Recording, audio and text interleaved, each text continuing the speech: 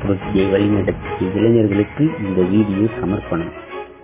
இது வெறும் மீத்தேனுக்கான போராட்டம் மட்டுமல்ல, நம்முடைய அடுத்த தலைமுறை பிள்ளைகளுக்கு நாம தரக்கூடிய 3 வேளை உணவுக்கான போராட்டம்.